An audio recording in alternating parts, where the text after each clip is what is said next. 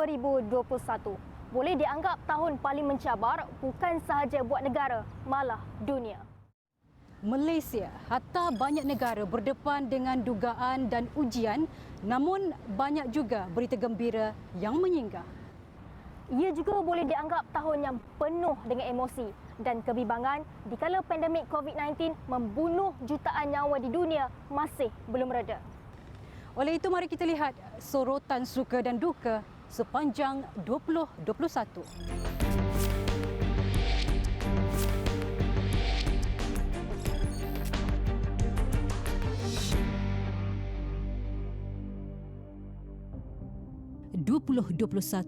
Dimulakan dengan keresahan seluruh rakyat Malaysia juga dunia.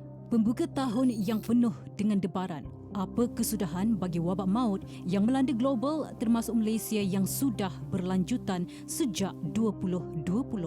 Pada 11 Januari, Yang di-Pertuan Agong Sultan Abdullah Riayatuddin Al-Mustafa Billah Shah memperkenankan untuk melaksanakan tempoh darurat bermula 12 Januari hingga 1 Ogos atau sehingga suatu tarikh yang lebih awal sebagai langkah proaktif untuk melandaikan kes positif COVID-19. Perkenan tersebut diberikan selepas Perdana Menteri Malaysia yang ke-8 ketika itu, Tan Sri Muhyiddin Yassin, menyembah maklum keputusan mesyuarat jemaah kabinet berhubung situasi COVID-19 yang semakin mengganas.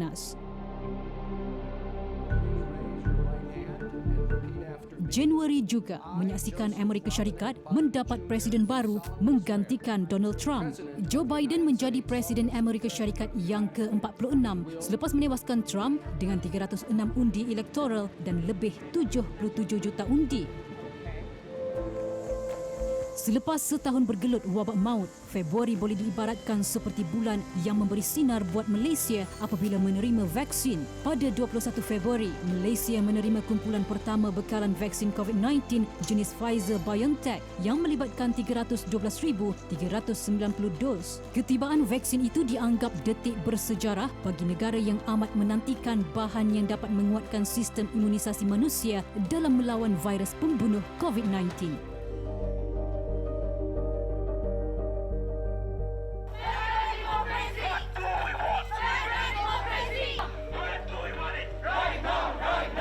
Namun, Februari 2021 menjadi mimpi buruk buat rakyat Myanmar. Ia apabila berlaku rampasan kuasa oleh tentera di negara itu pada 1 Februari. Kudeta itu terjadi selepas Aung San Suu Kyi dan beberapa pemimpin politik lain ditahan pada hari yang sama kerana pertikaian keputusan pilihan raya negara berkenaan. Akibat daripada rampasan kuasa itu, rakyat Myanmar mengadakan demonstrasi, membantah dan lebih menyedihkan banyak nyawa orang awam terkorban.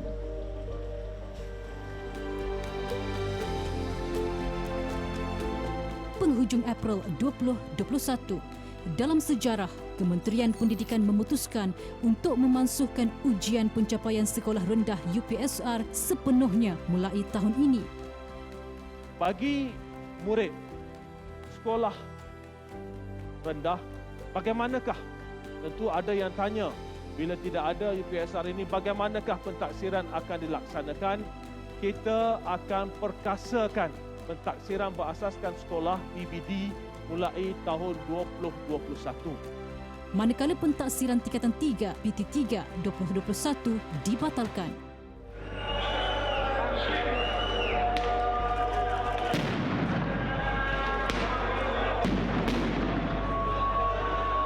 Pada pertengahan April 2021, di saat umat Islam seluruh dunia bersedia menyambut bulan Ramadan, saudara Islam di Palestin di Baitul Maqdis diserang Yahudi laknatullah. Ia seperti acara tahunan rejim, setiap kali Ramadan mereka sengaja melakukan provokasi ke atas Palestin dan sekaligus menyentap emosi umat Islam di seluruh dunia. Lebih tragis, pada Jumaat pertama Ramadan tahun ini, puluhan ribu jemaah Palestin diusir dari Masjidil Aqsa dan ia menyebabkan protes besar-besaran berlaku.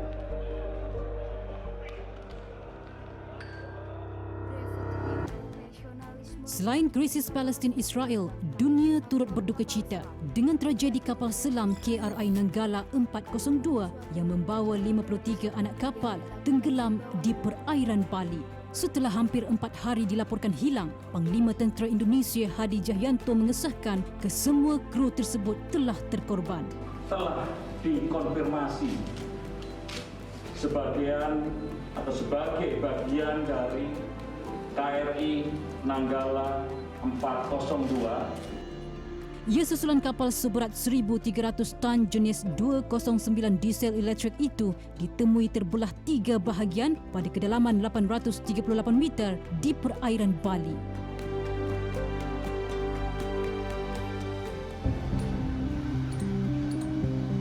Ancaman COVID-19 dilihat semakin mengganas dan telah menamatkan India selepas merekodkan angka jangkitan baharu serta kematian meningkat dan mencecah puluhan juta orang. Awal Mei, situasi di India menunjukkan keadaan ngeri selepas dunia menyaksikan ratusan mayat akibat COVID-19 bergelimpangan di tepi jalan raya dan juga ribuan mayat tidak dapat dibakar. Keadaan di sana juga menyaksikan varian B1617 yang muncul akibat kepincangan sektor kesihatan negara itu tersebar di India dan dianggap sebagai varian yang paling membimbangkan berikutan kepantasannya menular di seluruh dunia.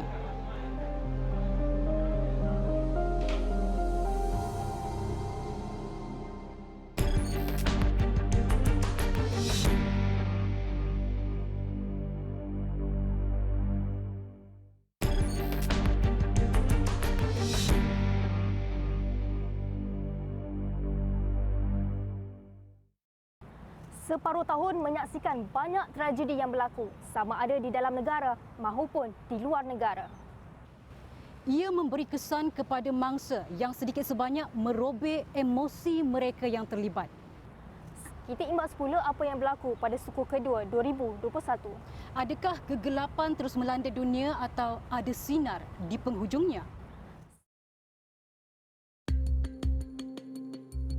Malaysia terpaksa akur dengan keputusan Arab Saudi untuk tidak menghantar jemaah buat kali kedua susulan kerajaan negara itu hanya membenarkan ibadah tersebut dilakukan oleh warga negara dan penduduk negara lain yang telah berada dalam negara tersebut. Turut menjadi perhatian dunia, pemerintahan 12 tahun Benjamin Netanyahu akhirnya tersungkur. Dia diganti bekas sekutunya sendiri Naftali Bennett. Namun pemerintahan Bennett tidak menjanjikan sebarang sinar buat rakyat Palestin. Sebaliknya dia mempunyai misi yang rakus dan lebih jahat dalam isu Palestin. Ideologi Bennett dilihat lebih ekstrim dan tidak mahu sebarang penyelesaian yang memihak kepada Palestin. Pertengahan tahun, negara digemparkan dengan penderaan membabitkan seorang remaja OKU, Bella. Penyiksaan terhadap remaja berusia 13 tahun yang dilahirkan sindrom Down itu menyentuh hati rakyat Malaysia apabila dia mengalami kecederaan teruk akibat luka terbakar dan luka lama di bahagian badan sehingga wujudnya #JusticeForBella. Suspek Bella yang juga pengasas rumah bonda kini masih dibicara. 16 Ogos, tarikh di mana Tan Sri Muhyiddin Yassin meletak jawatan sebagai Perdana Menteri Malaysia ke-8 selepas hilang majoriti ahli parlimen dan cadangan kerjasama bipartisan yang dikemukakan tidak mendapat sokongan pimpinan parti politik. Dan pada 20 Ogos, Yang di-Pertuan Agong berkenan melantik Datuk Seri Ismail Sabri Yaakob sebagai Perdana Menteri ke-9, seterusnya mengangkat sumpah pada keesokan harinya di Istana Negara. Ia selepas Datuk Seri Ismail Sabri menerima 114 sokongan ahli parlimen yang sudah mencukupi untuk membentuk kerajaan baru. Perdana Menteri kemudian umum Kabinet baru pada 27 Ogos. Ogos turut memberi kabar gembira kepada banyak negara apabila Olimpik 2020 di Tokyo berjaya diadakan. Malaysia tidak terkecuali apabila dua pingat berjaya dirangkul.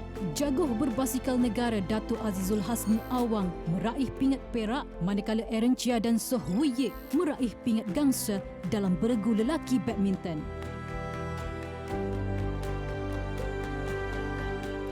Berita yang menggembirakan seluruh umat Islam di negara ini apabila Perdana Menteri Datuk Seri Ismail Sabri Yaakob mengumumkan kebenaran mengerjakan umrah berkuat kuasa 18 Oktober. 2022 must be the year we end the pandemic, but it must also be the year that all countries invest in preventing a future disaster on this scale. Varian baharu B11529 Omicron diklasifikasikan sebagai membimbangkan muncul. Varian daripada Afrika Selatan itu lebih cepat berjangkit. Sejak penemuannya pada 9 November lalu, ciri-ciri Omicron telah melonjak kes jangkitan COVID-19 di seluruh dunia.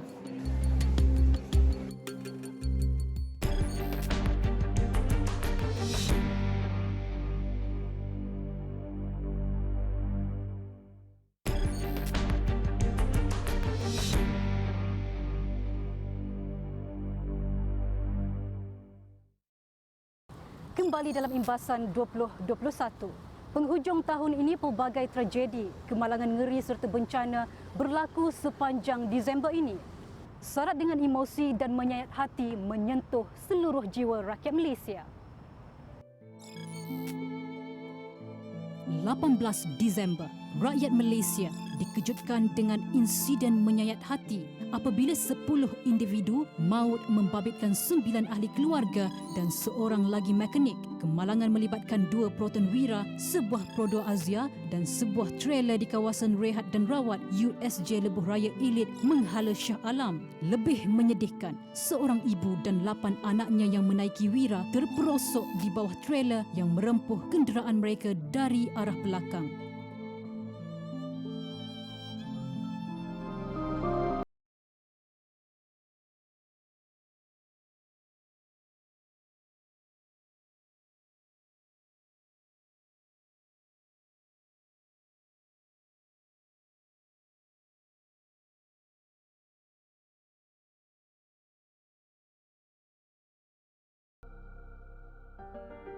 Walaupun seperti kebiasaan bulan 12 banjir akan menimpa negara, namun kali ini ia menjadi antara bencana terburuk pernah melanda negeri-negeri terlibat. Banyak tempat yang selama ini tidak pernah dinaiki air tidak semena-mena turut terkena banjir.